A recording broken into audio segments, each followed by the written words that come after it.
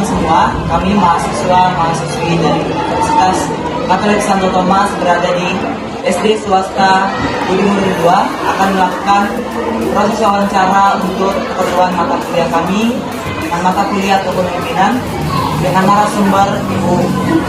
Nama saya Maria Seventina Lumban Raja, mengajar di kelas 5 SD Budi Murid 2 Medan. Selamat menyaksikan teman-teman. Kita mulai wawancaranya Ibu. Untuk pertanyaan yang pertama itu, bagaimana Ibu menyelesaikan gaya kepemimpinan Ibu untuk memenuhi kebutuhan siswa dengan latar belakang, kemampuan dan karakter siswa yang berbeda?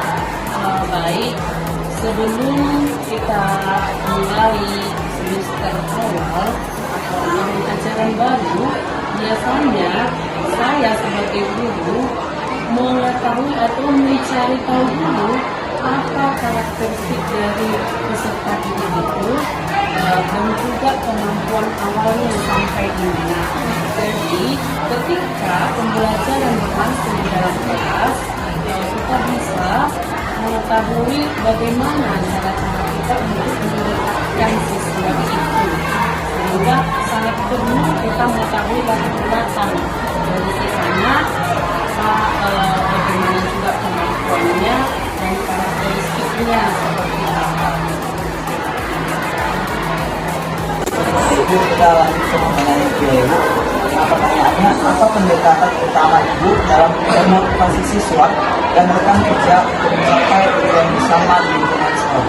Ya, yang pertama untuk peserta didik kita, biasanya kita jika ada pendapat peserta didik itu kita berikan respon yang positif supaya mereka termotivasi untuk memberikan pendapat dengan bebas, tidak takut-takut, tidak malu begitu.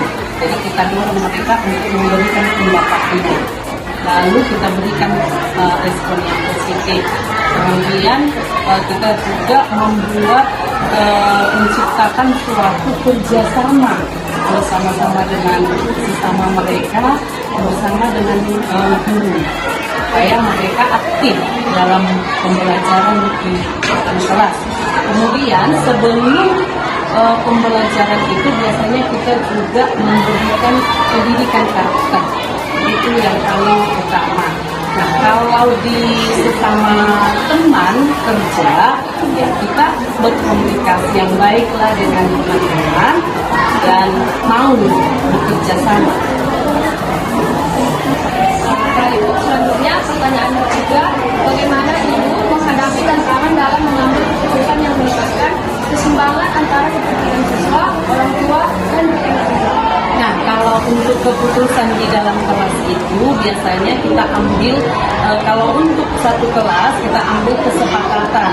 Kita membuat kesepakatan dengan murid-murid bersama guru mana yang bisa membuat kita nyaman. Lalu kesepakatan itu kita buat menjadi peraturan kelas.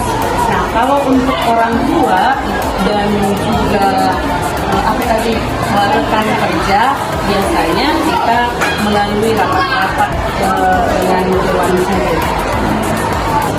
Selanjutnya, bisakah Ibu memberikan contoh ketika gaya kepemimpinan berhasil menciptakan suasana belajar yang kolaboratif dan mendukung di dalam kelas?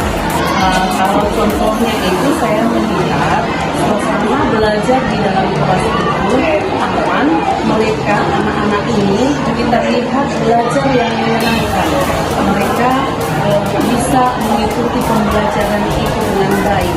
Kemudian kita lihat ketika ada kerja kelompok, setiap kelompok itu bisa mempresentasikan hasil dari kelompoknya.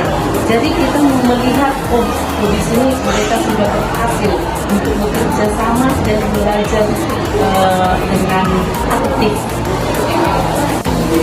Terima kasih untuk waktu dan tempat yang telah disediakan untuk kami. Semoga dengan wawancara ini kami memiliki pengetahuan yang lebih luas. Terima kasih.